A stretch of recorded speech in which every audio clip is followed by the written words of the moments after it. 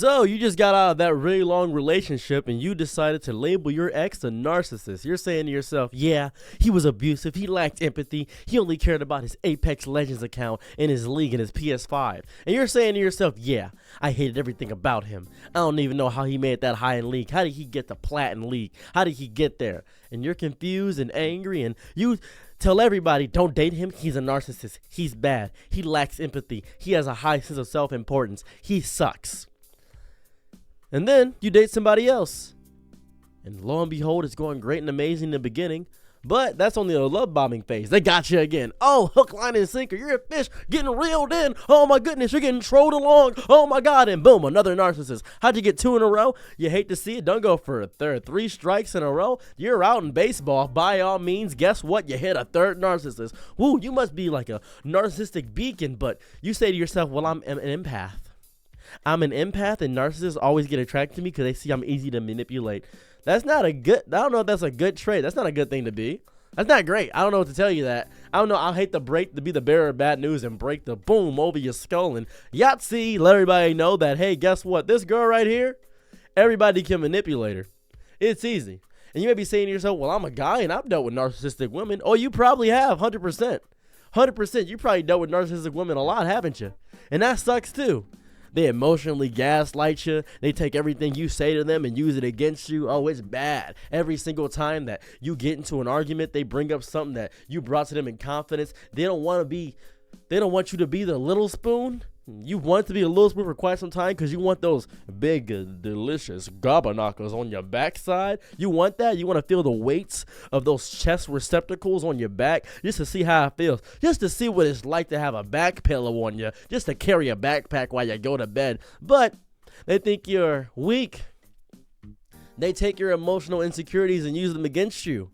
And they drive you to insanity. They know that you're going to try to hit them and they're going to use that against you. And you have to restrain yourself. Having this anger and stress ruin your body, ruin your heart health, ruin your gut health, and ruin your brain. So naturally, you get reclused, and you mess up your entire life in that way. I know what it's like.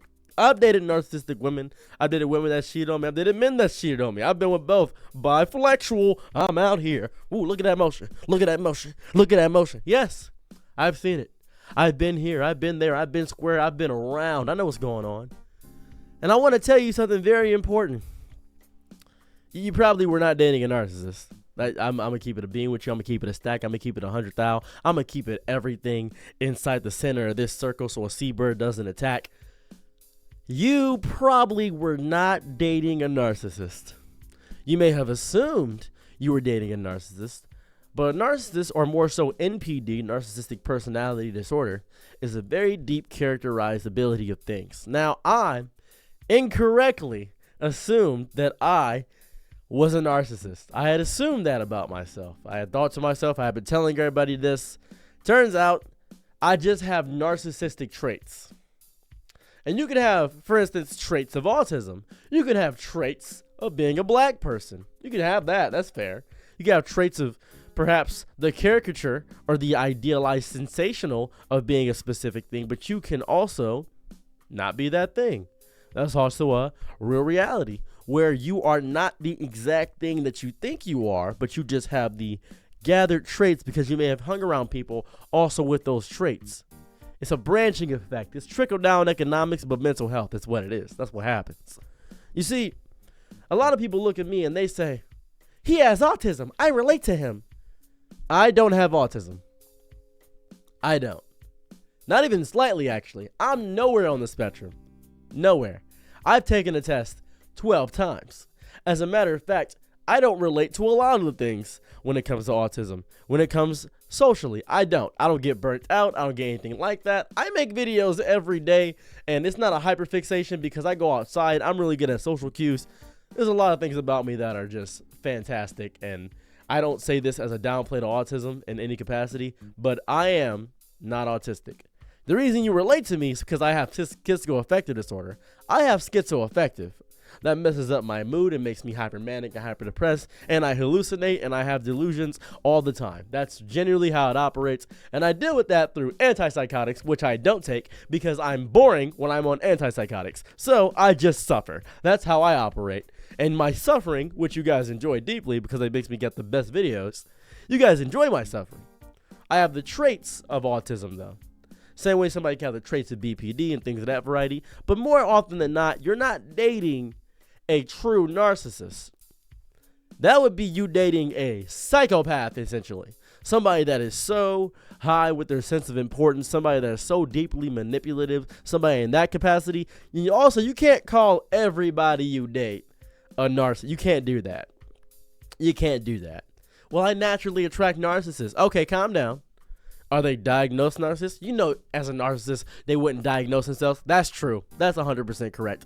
Why would a narcissist go to therapy? Why would a man or a woman that's naturally emotionally manipulative go to therapy? Well, if they want that diagnosis, that'd be a warning to everybody in order to get them around. So you have to take it upon yourself to give the justice of letting everybody know that they have narcissistic traits. But I think that narcissism is being wrongfully demonized.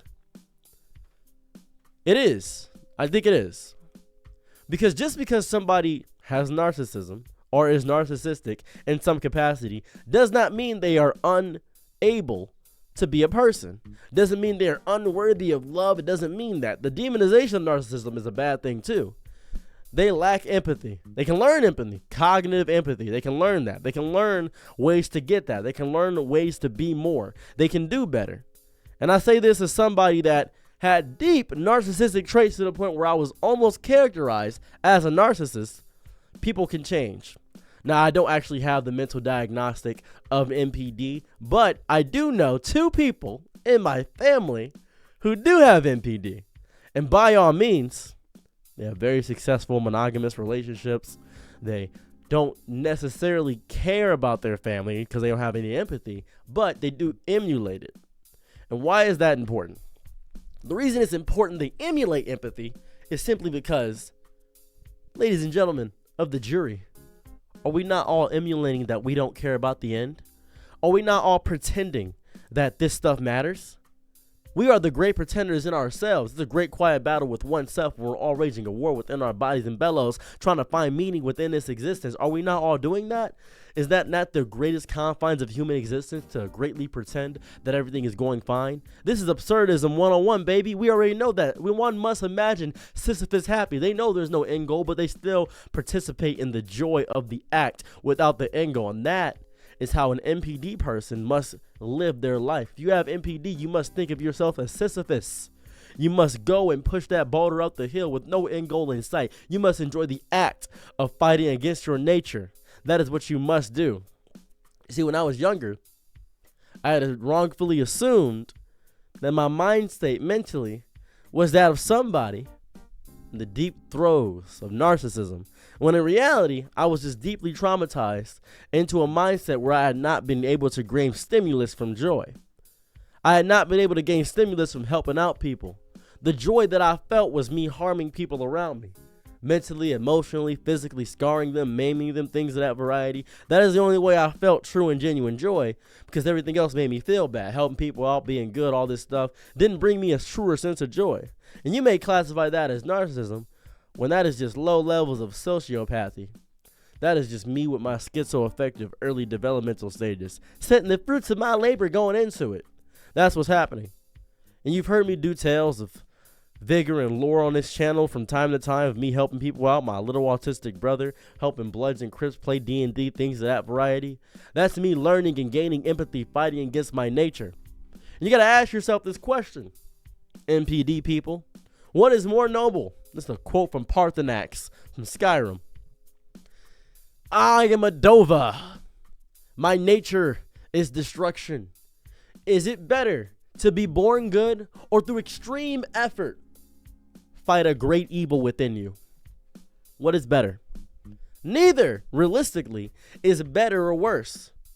For the greater good of society, though, it's better to naturally be a member of this society, be a member of what this is, be here, be for us, be aggressive, be aggressive. That is what you must do, but not aggressive in the way of fighting other people, but aggressive in the way you look inside and introspect inside your mind. That is what you must be inside of your soul. That's what you got to do. That's the reality of it, right? That's what you got to do.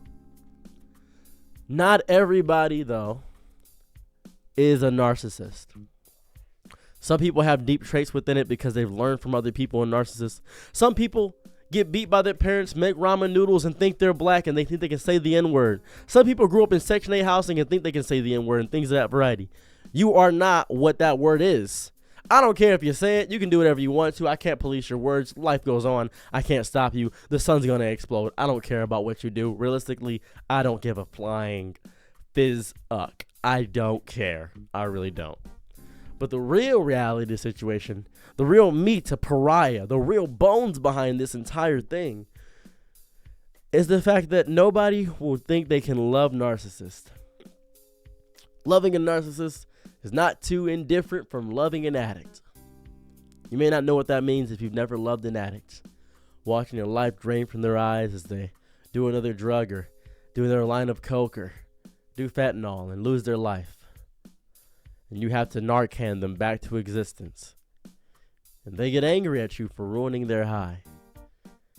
And loving a narcissist is not too indifferent than that. It's an extreme amount of effort. It's hard days. Some small burst of good days. Thinking that they can only love you when they're inside you. Thinking that you only can get stimulation from them when you're giving something to them. Thinking that you are an object in true capacity. Ruining the small confines of your brain. Getting beaten down, mentally destroyed. And thinking that you are actually doing a just as good by being the person. Because maybe you're doing a good by thinking, well, if they're with me, nobody else will get hurt. Or you may be thinking, well, they can change and I can fix them. Or you may be thinking to yourself that it was good before. Maybe I can make it good now. Because you're used to the pain. You're used to this. This is regular for you. You're used to how bad it is. You don't want anybody else to go through how bad it is. So you take it upon yourself. You tell everybody else, no, this is exactly what I need. This is what I deserve. And you convince yourself throughout everything that you need to get destroyed and mentally annihilated. And this is the big issue, the narcissist dilemma. This is the biggest thing of all time. To where you believe that you are responsible for doing this. You deserve this. You don't feel like you deserve anything good because you don't like yourself. So you take it upon yourself to love the unlovable, to fix the irredeemable, to be the creator of the new anti-hero, to make the next Deadpool. Yeah, he's a bit of an asshole. Yeah, he may have insulted my dad and my mom. And yeah, he gets mad and breaks his controller and all this stuff. And he uses emotional manipulation, but he's mine. And he's beautiful, right? I don't want to lose him because I'm used to this pain. It reminds me of my father. It reminds me of my mother. It reminds me of what I'm used to. And I know how to deal with this. I just have to be quiet. I just have to be quiet.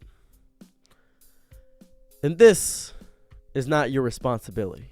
It's not. It's really not. You don't have to be there for that. Narcissists, while they're not unlovable, you don't have to be there to love them. It's not your responsibility. No, it's not.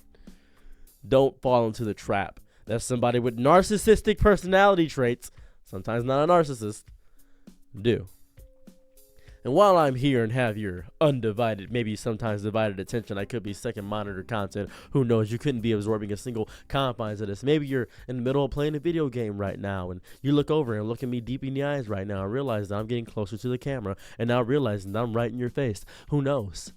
Let's talk about covert narcissism. You see, you may not know what covert narcissism is. I'm only going to do a brief touch-up on it because a lot of people don't grasp this. Covert narcissism is narcissism that most people don't grasp it. Most people don't know that shyness is narcissism for introverts.